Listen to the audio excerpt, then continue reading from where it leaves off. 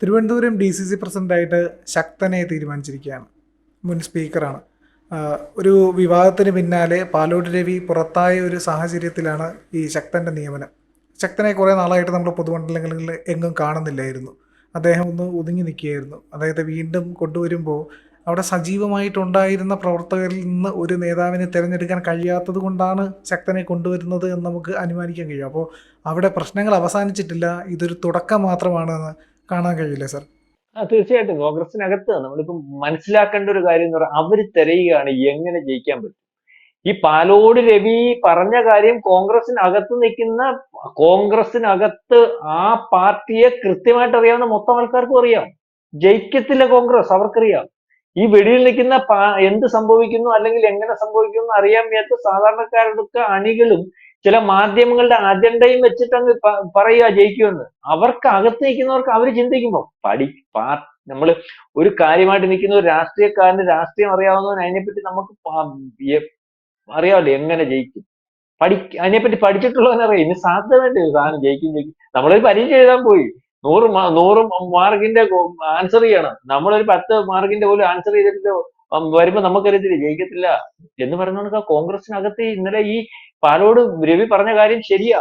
അതിനകത്ത് ജയിക്കാനുള്ള ഒരു സാധ്യതയും കാണുന്നില്ല. അതിനകത്ത് അതിനുള്ള പണിയെടുക്കാനുള്ള ആളില്ല, അതിനകത്ത് അതിനുള്ള സംവിധാനങ്ങളില്ല.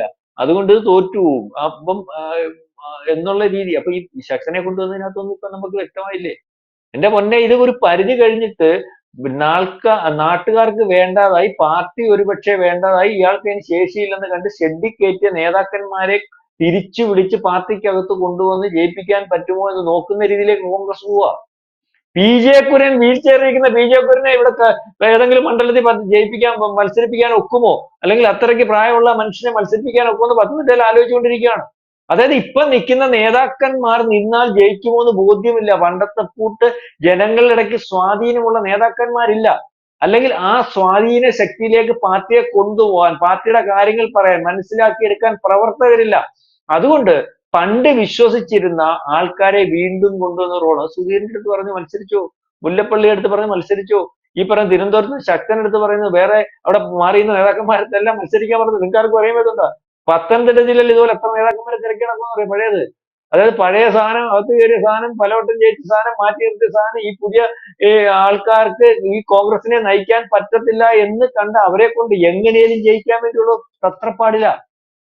ഇതിന്റെ അർത്ഥം എന്താണെന്ന് അറിയാമോ? വിശ്വാസമില്ല, ജയിക്കത്തില്ലെന്ന് അവർക്ക് ബോധ്യമുണ്ട്. പരസ്യമായിട്ട് പറയുന്നില്ലെന്നേ ഉള്ളൂ. കാരണം പാർട്ടിക്ക് അതിനുള്ള കരുത്തില്ല, പാർട്ടിക്ക് അതിനുള്ള സംവിധാനമില്ല. ഒരു പണ്ടത്തെ കൂട്ട് എത്ര പ്രശ്നങ്ങൾ ഉണ്ടെങ്കിലും ആൾക്കാർ വിചാരിച്ച് വോട്ട് ചെയ്യാൻ പറ്റുന്ന രീതിയിലേക്ക് ഇപ്പൊ കർണാടകം വന്നാൽ പണ്ട് ആൾക്കാർ വിചാരിക്കായിരുന്നു കർണാടനല്ലേ ഇവന്മാർ കിടന്ന് അടി ഉണ്ടാക്കുന്നത്, കർണാടനല്ലേ ഭൂരിപക്ഷം വന്നാൽ മുഖ്യമന്ത്രി ആവുന്ന ആൾക്കാരുടെ ചിന്ത ചെയ്താ നമുക്ക് ജയിപ്പിച്ചു വിടാം, നമുക്ക് കർണാടനെ മതി. അത് കഴിഞ്ഞിട്ട് ഉമ്മൻചാണ്ടി വന്നപ്പോൾ ഇത് തന്നെ വിചാരിക്കും ഇവന്മാരെ കിടന്ന് എന്തെങ്കിലും കാണിക്കട്ടെ, ജയിപ്പിച്ചു വിട്ടാൽ ഉമ്മൻചാണ്ടി ഇല്ലേ ഭൂരിപക്ഷം കിട്ടിയ മുഖ്യമന്ത്രി ആവുന്നത്, അപ്പൊ ഉമ്മൻചാണ്ടി ആവുമല്ലോ, ഉമ്മാരെ കിടന്ന് വടി ഉണ്ടാക്കട്ടെ, ഉമ്മാരെ തൊഴിലിതാന്ന് പറഞ്ഞിട്ട് MLA മാരെ ജയിപ്പിച്ചു വിട്ടിട്ട്, അല്ലെങ്കിൽ ഈ പറയുന്ന പോലെ കരുണാനിധിയെയും അല്ലെങ്കിൽ ഉമ്മൻചാണ്ടിയെ പോലുള്ള നേതാക്കന്മാരെ മുഖ്യമന്ത്രി ആക്കുന്നതിന് വോട്ട് ചെയ്യുന്ന ഒരു കാലവും, അങ്ങനെ റിസർവ് വോട്ട് ഉണ്ടായിരുന്ന ഒരു കാലവും ഉണ്ടായിരുന്നു കോൺഗ്രസിന്. ആ കാലം പോയി. ഞാൻ റിസർവ് വോട്ട് എന്ന് പറഞ്ഞാൽ എന്തോ പ്രവർത്തനം ചെയ്തില്ലേലും പറഞ്ഞ 5 കൊല്ലം പ്രതിപക്ഷ നേതാവായിട്ടിരുന്ന AK ആന്റണി മോഹനൂർ എടുത്തു, പിറ്റേ നോക്കിയപ്പോൾ 100 സീറ്റുണ്ട്. കാര്യം എന്താണെന്നറിയും? അത് കാലം എന്നാ, ഏത് സമയം? അന്ന് ഇവിടുത്തെ മുന്തിയ നായന്മാരുടെയും ക്രിസ്ത്യാനികളുടെയും റിസർവ് വോട്ട് ഉണ്ടായിരുന്നു. പണ്ട് അറിയത്തില്ലേ, ക്രിസ്ത്യാനിക്ക് ഒരു കാലഘട്ടത്തിൽ കമ്മ്യൂണിസ്റ്റ് പാർട്ടിയെ എന്ത് പറയുന്നു, സാത്താനായിട്ട് കാണുന്നു. അല്ലെങ്കിൽ ഈ കോൺഗ്രസ് എന്ന് പറയുന്ന ആൾക്കാർ കമ്മ്യൂണിസ്റ്റ് പാർട്ടിയെ പറ്റി വലിയ ജന്മിത്തം കോൺഗ്രസ് അല്ല, നായന്മാർക്ക് ഈ കോൺഗ്രസിനെ കണ്ടുകൂടാത്ത ഒരു അവസ്ഥ ഉണ്ടായിരുന്നു. അന്നാ റിസർവ് വോട്ടാ, എവിടെ ഇരുന്നാലും അവർ ആ ബൂത്തിൽ ചെല്ലുമ്പോൾ ഈ പറയുന്ന കൈപ്പത്തി അല്ലെങ്കിൽ കാളയും വണ്ടി അതിനെ വോട്ട് ചെയ്യത്തുള്ളൂ. അങ്ങനെ ഇവര് ജയിച്ചുകൊണ്ടിരുന്നത്. പക്ഷെ ആ കാലഘട്ടം മാറി. ആ വീടുകളിൽ നിന്നിറങ്ങി വരുന്ന പിള്ളേർ ഒരുപക്ഷെ BJP അല്ലെങ്കിൽ ഈ പറഞ്ഞ CPM-ഉം അല്ലെങ്കിൽ വേറെ ഏതെങ്കിലും SUPയും അല്ലെങ്കിൽ പറയുന്ന ചിന്തിക്കുന്ന പൊളിറ്റിക്സോ വായിക്കുന്ന പൊളിറ്റിക്സിലും ഒക്കെ പോയി. അപ്പൊ ഞാൻ പറഞ്ഞ പണ്ട് ജയിപ്പിച്ചുകൊണ്ടിരുന്ന, കോൺഗ്രസിനെ ജയിപ്പിച്ചുകൊണ്ടിരുന്ന ഇവര് പറയും പ്രകടനത്തിന് കോൺഗ്രസിന് 25 പേരേ ഉള്ളൂ, CPM-നും അല്ലെങ്കിൽ BJP-ക്കും 250-ന് 2000 പേരുണ്ട്, വോട്ട് വന്നപ്പോൾ ഞങ്ങൾ ജയിച്ചു. എന്താ? ഈ പറയുന്ന റിസർവ് വോട്ടായിരുന്നു. ആ സംവിധാനവും പോയി കോൺഗ്രസിന്റെ കയ്യിൽ. നമ്മൾ മനസ്സിലാക്കണം. അപ്പം കോൺഗ്രസിന് ജയിക്കാനുള്ള സാധ്യതകളൊന്നുമില്ല, സംഘടനാ സംവിധാനമില്ല, ജയിപ്പിച്ചെടുക്കാൻ പറ്റുന്ന കരിസ്മാറ്റിക് നേതാക്കന്മാരില്ല. അപ്പൊ ആ രീതിയിലേക്കുള്ള കാര്യങ്ങളാണ്. അതാണ് ശക്തനെ തിരുവനന്തപുരത്ത് എത്ര സീറ്റ് എടുത്ത പ്രാവശ്യം ജയിക്കും? നിഷ്പക്ഷമായിട്ട് അവർ വിലയിരുത്തട്ടെ. നിഷ്പക്ഷമായിട്ട് അവർ വിലയിരുത്തട്ടെ. എന്തുകൊണ്ടാ ഇപ്പം നേരത്തെ തന്നെ കാർത്തികേയന്റെ മോനെ DC പ്രസിഡന്റ് ആക്കുമെന്ന് പറഞ്ഞാൽ എന്താ ഇപ്പൊ ആക്കാഞ്ഞ? ശക്തനെ ആക്കിയതിന്റെ കാര്യം അതിനകത്ത് പ്രശ്നമാണ്. കാർത്തികേയന്റെ മോൻ വന്നാൽ പറ്റത്തില്ല, അവന്റെ ചെറുപ്പക്കാരനല്ലേ, അതിനെന്താ ന്യായമായിട്ട് അഭിപ്രായം പറയുന്ന ആളല്ലേ. യൂത്ത് കോൺഗ്രസ് ഇന്നപ്പോഴും അഭിപ്രായ വ്യത്യാസമൊന്നും ഇല്ലല്ലോ. പിന്നെ സ്വന്തം മണ്ഡലത്തിൽ ജയിക്കാൻ പറ്റുന്നില്ല, അതാ വേറെ കാര്യം. അത്രയ്ക്കുള്ള തന്ത നമ്മൾ ഈ പറയുമ്പോ കാർത്തികേയൻ എന്ന് പറയുന്ന മനുഷ്യൻ ഇവിടെ ഇപ്പൊ അവര് CPM കളിച്ച കളി എന്ന് പറഞ്ഞാൽ അവര് ശാലാക്കം പൊളിറ്റിക്സ്, ജാതീയ പൊളിറ്റിക്സ് കളിച്ചു. അവിടെ കൂടുതലുള്ള ആൾക്കാരെ കൊണ്ടു നിർത്തി. പക്ഷെ കാരണം കാർത്തികേയന്റെ അടുത്ത് എന്താ നടക്കാഞ്ഞേ? കാർത്തികേയന്റെ അടുത്തുണ്ടായി നടക്കാഞ്ഞേ? കാർത്തികേയൻ അവിടെ നിന്നാൽ ജയിക്കുമായിരുന്നല്ലോ. അവിടെ ആരെ കൊണ്ട് നിർത്തിയിട്ട്, അല്ലെങ്കിൽ അവിടെ കൂടുതലുള്ള സമുദായക്കാരെ ഒരാളെ മത്സരിപ്പിച്ച കാർത്തികേയനെ തോൽപ്പിക്കാൻ ഒക്കുമായിരുന്നു. ഇത് കോൺഗ്രസ്, അതാണ് നേതാക്കന്മാർ, കോൺഗ്രസ്സുകാർ എന്ന് വെച്ചാൽ അത്തരത്തിലുള്ള നേതാക്കന്മാർ ഉണ്ടായിരുന്ന പാർട്ടിയായിരുന്നു കോൺഗ്രസ്. ഞങ്ങൾക്ക് ജാതി മതം ഒന്നുമില്ല, ഇന്നാൾ അവിടെ നിന്നാ മതി. അതേ രീതിയിലേക്ക് പാർട്ടിക്കകത്ത്, ഏത് പാർട്ടിക്കകത്തും ആളുണ്ടാവുമ്പോഴാണ്, അല്ലെങ്കിൽ ജനം അംഗീകരിക്കുന്ന ആളുണ്ടാവുമ്പോഴാണ് ആ പാർട്ടി സംവിധാനം വലുതാവുന്നത്. നിർഭാഗ്യവശാൽ ഏത് ശക്തിനെ കൊണ്ടുവന്നാലും ഒരു ശക്തിയും പുറത്തെടുക്കാൻ ഒക്കുമെന്നുള്ള ഒരു ധാരണയൊന്നും കോൺഗ്രസിനകത്ത് കോൺഗ്രസ് പോലും ഇല്ല. ഇപ്പൊ CPM ഞെട്ടിയിരിക്കണം, ഇത്രയും പ്രശ്നമുണ്ടോ കോൺഗ്രസിനകത്ത്? CPM അറിയത്തില്ലായിരുന്നു, ഭയങ്കര പണി ചെയ്താലേ ജയിക്കാൻ പറ്റത്തുള്ളൂ, അല്ലെങ്കിൽ വലിയ പ്രശ്നമാണെന്നൊക്കെ വിചാരിച്ചിരുന്ന CPM ഇപ്പൊ ബാലോട് രവി പറഞ്ഞു കേട്ടപ്പോൾ CPM തലയ്ക്കകത്ത് വെടിപൊട്ടി എന്നൊക്കെ പറയത്തില്ല, ലഡു പൊട്ടി എന്നൊക്കെ പറയത്തില്ല, ലഡു പൊട്ടി ഇത്രേ ഉള്ളായിരുന്നു ഇതിനകത്ത്. അവർ ഇത്രയും വിചാരിക്കുന്നില്ല. വേറെ ഇതിനകത്ത് നടക്കുന്ന കാര്യം ഇതിനകത്ത് നടക്കുന്ന കാര്യം അതിനകത്തും അറിയാൻ പറ്റില്ല.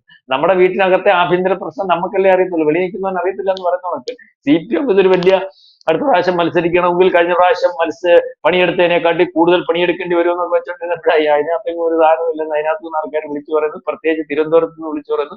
പ്രത്യേകിച്ച് പാലോട് രവിയെ പോലെ ഒരു മുതിർന്ന നേതാവ് വിളിച്ചു പറയുന്നു. അദ്ദേഹം ഒരുപക്ഷെ നേരത്തെ MLA ആയിട്ട് പല തസ്തികകളിലും പരിചയമുള്ള ആൾ വിളിച്ചു പറയുന്നു. അപ്പം ആ രീതിയിലേക്കൊക്കെയാണ് കാര്യങ്ങൾ. ഇപ്പൊ ശക്തിനെ കൊണ്ടുവന്നതിനകത്തും പ്രശ്നങ്ങളുണ്ട്. കാരണം ഒരു ആളിനെ കൃത്യമായിട്ട്, അല്ലെങ്കിൽ ജനം അറിയാവുന്ന, യുവജനം ചർച്ച ചെയ്യുന്ന ഒരാളിനെ, ഒരു ശിവകുമാറിനെ ഇവിടെ കൊണ്ടുവരാൻ പറ്റത്തില്ല. ഈ പറയുന്ന കാർത്തികേയന്റെ മോനെ കൊണ്ടുവരാൻ പറ്റത്തില്ല. വേറെ ചില ആൾക്കാരെ കൊണ്ടുവരാൻ പറ്റത്തില്ല. രണ്ട് കാര്യമുണ്ട്, കൊണ്ടുവന്ന അറിയാവുന്നതിനെ കൊണ്ടുവന്ന നിൽക്കുന്നവർക്ക് പ്രശ്നം, അവനങ്ങ് നേതാവായി പോവും. അല്ലെങ്കിൽ ഈ പറയുന്ന ഒരാളെ കൊണ്ടുവന്ന ബാക്കിയുള്ളവന്മാരും അയാളെ കൊണ്ടുവന്ന ഞങ്ങളാരും പ്രവർത്തിക്കത്തില്ലേ എന്ന് പറയും. മനസ്സിലായി? ഈ രീതിയിൽ അതിനകത്തെല്ലാം പ്രശ്നങ്ങളാണ്. ഏതായാലും വരട്ടെ, നമ്മൾ കാണുന്ന കാര്യങ്ങളാണ് പറയുന്നത്. അപ്പം ഇപ്പം കോൺഗ്രസിന്റെ അവസ്ഥ ഒരുപക്ഷെ പാലോട് രവി പറഞ്ഞതിനകത്ത് വാസ്തവമുണ്ടെന്ന് വീണ്ടും വീണ്ടും പരിശോധിക്കുമ്പോൾ നമുക്ക് മനസ്സിലാവും. അത് തിരുവനന്തപുരം ജില്ലയിൽ മാത്രമായിട്ട് നമുക്ക് പറയേണ്ടതായിട്ടില്ല. തിരുവനന്തപുരം ജില്ല എന്ന് പറഞ്ഞാൽ തലസ്ഥാന ജില്ലയാണ്. തിരുവനന്തപുരം ജില്ലയിലെ പൾസാണ് സംസ്ഥാനത്തുടനീളമുള്ള പൾസ്, അറിയാമല്ലോ. ആ രീതിയിലേക്കാണ് കാര്യങ്ങൾ തീരുമാനിക്കുന്നത്. എല്ലായിടത്തും തീരുമാനങ്ങളും ഒരുപക്ഷെ തിരുവനന്തപുരത്തെ തീരുമാനം ബാക്കിയുള്ളിടത്ത് എല്ലായിടത്തും അനുകരിച്ചും അനുകൂലിച്ചും, അല്ലെങ്കിൽ തിരുവനന്തപുരത്തെ തീരുമാനം ആദ്യ വാർത്തകൾ വരുന്ന, മാർക്സിസ്റ്റ് പാർട്ടിയുടെ ആയാലും കോൺഗ്രസിന്റെ ആയാലും ഏതിന്റെ ആയാലും വരുന്ന ഒരു അവസ്ഥയുണ്ട്. അപ്പൊ തിരുവനന്തപുരത്തെ തീരുമാനം നിസ്സാരമല്ല. അത് നാളെ കാലത്തെ കേരളത്തിൽ കോൺഗ്രസിന് സംഭവിക്കാൻ പോകുന്നതിന്റെ ഒരു ഒരു മുന്നൊരുക്കം, അല്ലെങ്കിൽ ഒരു മുന്നേ ഉള്ള ഒരു മെസ്സേജ് ആണെന്ന് നമുക്ക് വിചാരിക്കേണ്ടി വരും. ഏതായാലും ശക്തിനെ വെച്ച് നയിക്കട്ടെ. എത്രത്തോളം ശക്തി പ്രാപിക്കും നമുക്ക് നോക്കാം. തിരുവനന്തപുരം കോർപ്പറേഷൻ തിരഞ്ഞെടുപ്പ് വരാനിരിക്കുകയാണ്. കോൺഗ്രസിനകത്ത് ഈ തമ്മിലടിയാണെങ്കിൽ 3-ാം സ്ഥാനത്ത് നിൽക്കുന്ന കോൺഗ്രസിന് തിരുവനന്തപുരം കോർപ്പറേഷനിൽ നോട്ടയ്ക്ക് വരെ പിന്നിൽ പോകാനുള്ള സാധ്യതയുണ്ട്. അതെ, തിരുവനന്തപുരത്ത് ഇപ്പം ഇന്നലെ സംഭാഷണത്തിനകത്തുനിന്ന് പറഞ്ഞ പ്രധാനപ്പെട്ട ഒരു കാര്യം എന്ന് പറഞ്ഞാൽ മൊത്തത്തിൽ 60 സീറ്റ് BJP കിട്ടുമെന്നൊക്കെ പാലോ രവി പറയുമ്പോൾ, ഈ കോർപ്പറേഷന്റെ കാര്യം വരുമ്പോൾ അയാൾക്ക് പ്രധാനമായിട്ടും പറയാൻ പറ്റുന്നത് തിരുവനന്തപുരം കോർപ്പറേഷനാണ്.